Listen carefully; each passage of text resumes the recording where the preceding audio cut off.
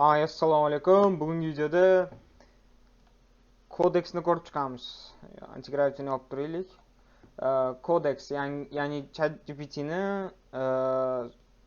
vibe coding uchun yaratilgan sun'iy intellekti. Bu yaqinda Windowsga chiqdi, shuning uchun ham yangi video olishga qaror qildim. Telegram kanalimda ham buni yozuvdim bu haqida.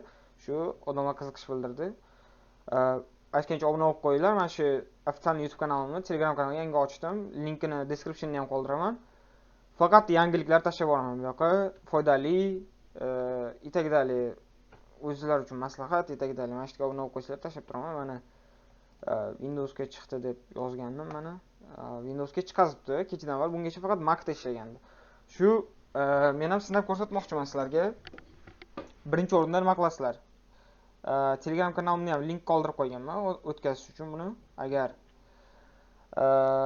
o'tkazaman desanglar mana Codex deyiladi, bu ilova nomi. Bu CLI deyiladi. Mana shu nima deyiladi? Mana shu coding app CLI. Download for Windows bosasizlar va sizlarni Microsoft Store'ga o'tkazadi. Microsoft Store'ga yoki shu yerda o'zini o'tkazib olsanglar ham bo'ladi. View in Store'da bosasizlar. Microsoft Store hammada bo'lsa kerak, tekini o'tkazib olasizlar. Hop, keyin ChatGPT akkauntinglar bo'lishi kerak. ChatGPT bu tekin akkauntlarga ham ozgincha token beryapti, lekin plastik kartalar bo'lsa, tekinga 1 oylik ChatGPT olsanglar bo'ladi. O'shani maslahat beraman. Pro versiyasida ko'proq token beryapti anchaga. Shu Pro versiyasini olgandim men ham. Hozir endi ishlatib ko'rsatamiz sizlar bilan. Xudo xolasa boshlaymiz. Bu aytyapti Node.js, Next.js, JavaScript library'lardan vobshe kuchli deyapti. Va Telegram kanalimga kirib ko'rsataman, tashlagandim X Twitterdan. Bu sun'iy intellekt Cloud Opus 4.6 dan benchmarkni balandroq qo'yapti, reasoning modeli. Ya'ni bulardan ham kuchliroq demoqchi. Men kecha o'zim sinab ko'rdim, o'zim loyhamga. Yaxshi ish berdi. Rezultat ancha sezilarli bo'ldi eski versiyalarga qaraganda. Bugun sizlar bilan bitta yaratib ko'ramiz. Kelinglar, qanaqadir bilmadim. Bitta kafega veb-sayt yasaylik. Misol uchun sizlar ham mana shu orqali pul qilsanglar bo'ladi-da. Agar veb-sayt yaratishni xohlamasanglar, lekin sizlarga veb-sayt kerak bo'lsa, aloqaga chiqsanglar ham bo'ladi aytgancha. Mana shu yo'l bilan ham normalniy freelans qilsanglar bo'ladi. Misol uchun hozir qaysidir kafega boryapsizlarda, kafedan veb-sayt yasab beraman sizlarga deyapsizlar.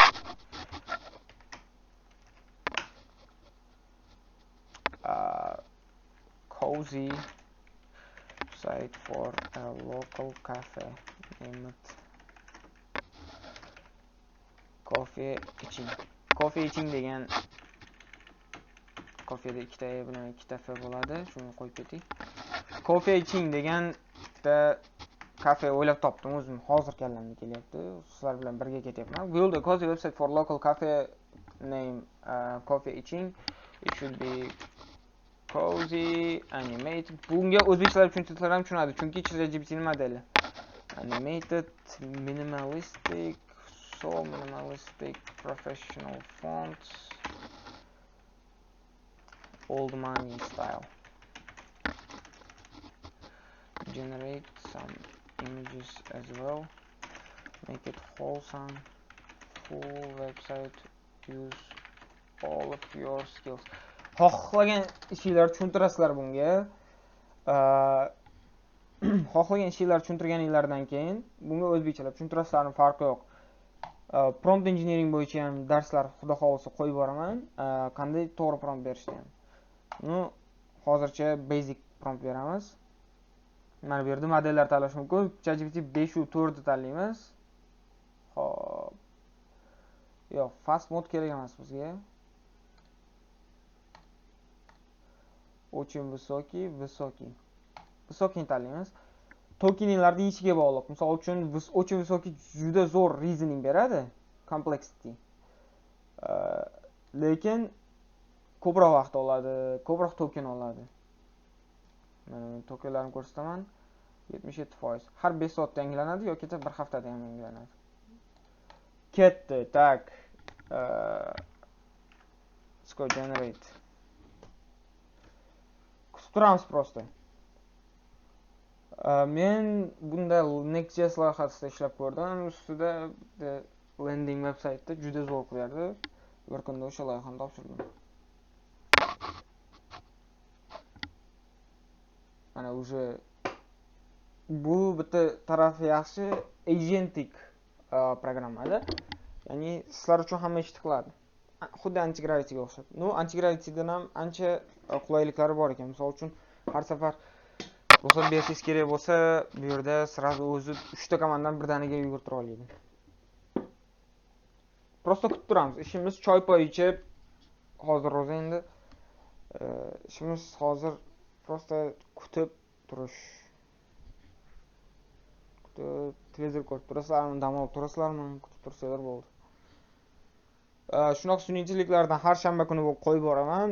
O'zim full stack dasturchiman. Agar sizlarga qiziq bo'layotgan bo'lsa, obuna bilan like-ni bosib tashinglar va kommentga nima haqida chiqarishimni yozsanglar, har safar chiqazyapman shunaqa.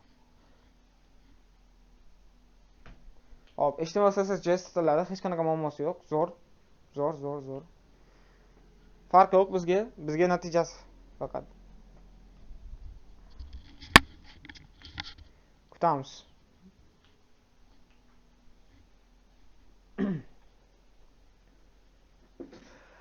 Xuddi ChatGPT'da eslatgan bo'lsa kerak, Думаю, reasoning modeli shunaqa.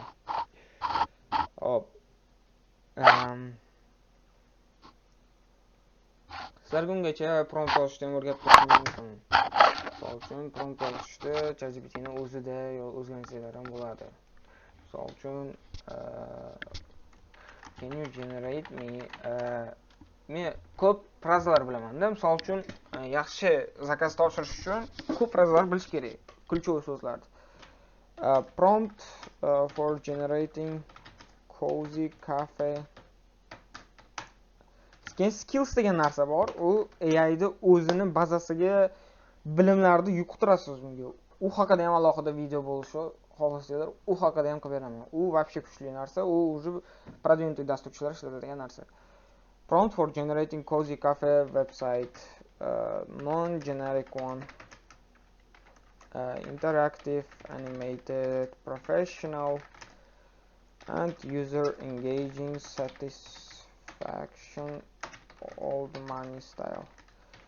Make it all using your skills so that the prompt yields best generating website.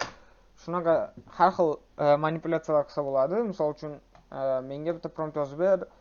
Shu sun'iy intellekt qilganga o'xshab juda banalli bo'lib qolmasin. Chiroyli interaktivniy bo'lsin, yuzerlarga yoqsin. O'zbekchalar tushuntirsanglar ham zo'r ingliz tilida yozib beradi. Mana endi zo'r qilib yozib beryapti, ko'ryapsizlarmi? Har bitta detalni yozib beradi. Mana shuni endi bu yerga tashlasanglar, 2 barobar kuchli rezultat bo'ladi. Shunaqa ishlayverasizlar-da. Qolgan videolarni anti-gravityni to'g'ri qilayotganim, anti-gravityda ham zo'r. Bizachana bu anti-gravityga ham ishlaydi. Comment bilan podpiskani bosib tashinglar.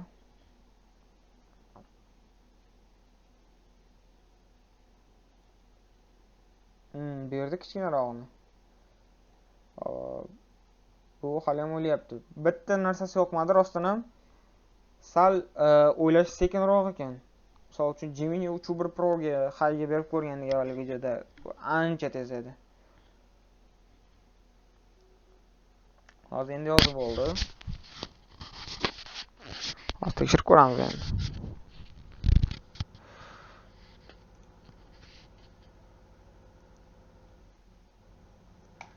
Endi открыть qilasizlar. Visual Studio'ga ham ulab qo'yadi, ko'ryapsizlarmi? Открыть qilasizlar.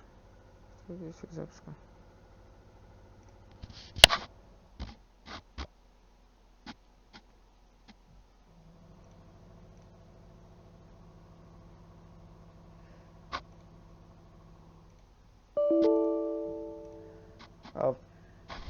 Сначала спу.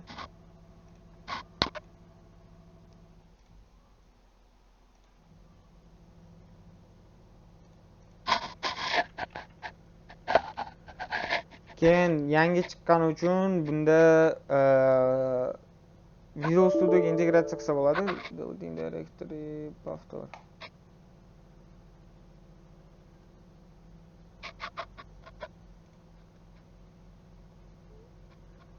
Hop, Codex degan papka ekan.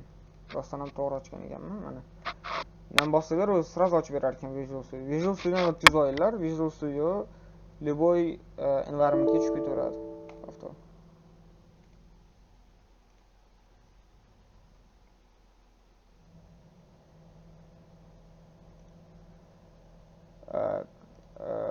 Mana o'sha narsalar tushib kelyapti ekan. Yo'da o'zinglar review qilaman desanglar, review qilishgan narsa bor. Так как это файл занят другим процессом. Другой процесс qanaqa ekan? Так, другой процесс yo'q bizda. Kimnaqa Whisper degan narsa bor. Whisperda gapirsanglar bu o'zi yozib oladi. Ingliz tiliga olib qo'yganman, o'zimga ancha gaplashib yaxshi qilsalar bo'ladi. O'rgatishga narsa ko'p, sizlar obuna bo'lib qo'ysanglar bo'ldi. 480 taga yetdik. 1000 taga chiqarib qo'yishimiz kerak. Ko'proq dasturchilik bilimlarini bo'lisham ekan. Komandani tushiryapti ishga.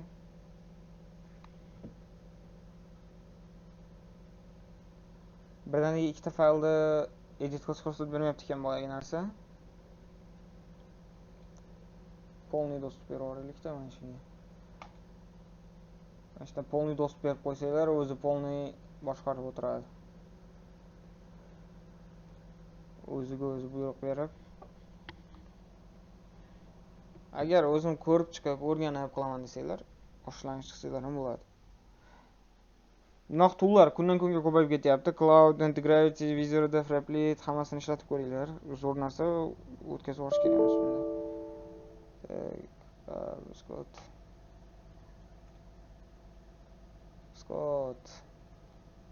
Scott ishga tushirmay turaylik, bo'lmasam unga yoqmayapti shu yerda. Yaratib olsin.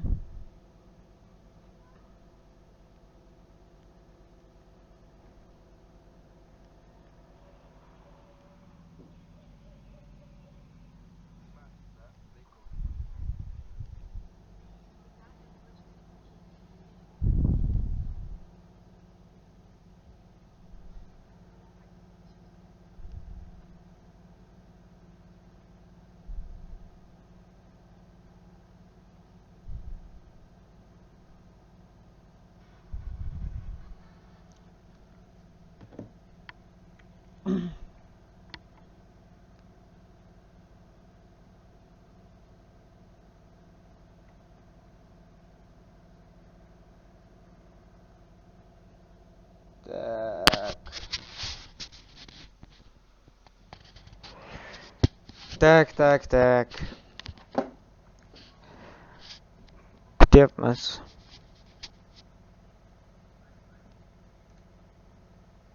Terminalim bor xohlasanglar. Men ana Next.js'ga proyekt yozdirganimda shu yerda o'zida npm run def deb yozib ketaversanglar bo'ladi bemalol. Bu yerda o'zida terminal PowerShell ishlaydi.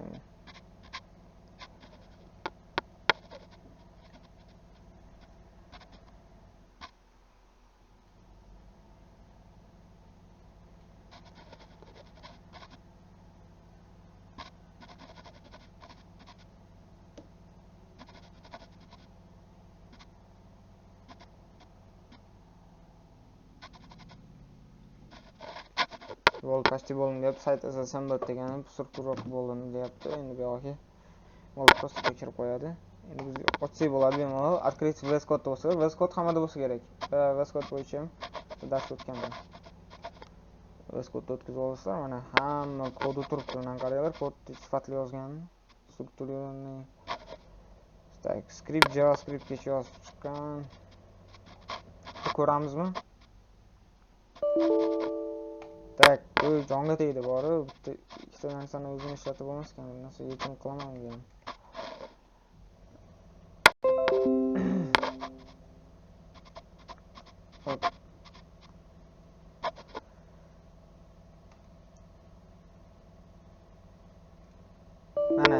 bitta VS Code'ga kirganinglardan keyin bitta o'zi hammada chiqadi. Go live chiqadi.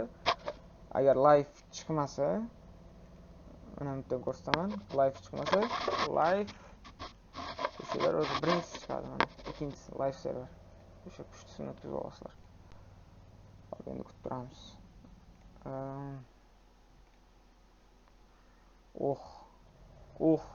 Mana ko'ryapsizlarmi? O'zi rasmlarni bersanglar, o'zi chotki veb-sayt tayyorda. Kafeyniga borib turib, chotki versiyalar bo'ladi.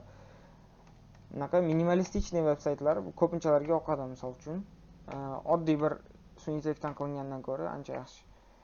Bitta kafeni rasmini bersalar, endi undan ham zo'r qilib beradi. Misol uchun Telegram iPhone 12 Pro da sinab ko'ramiz. iPhone 12 Pro da ham chotki ishlayapti, bundan qaranglar. Zo'r reserve table. Table reservation ham qilsalar bo'ladi.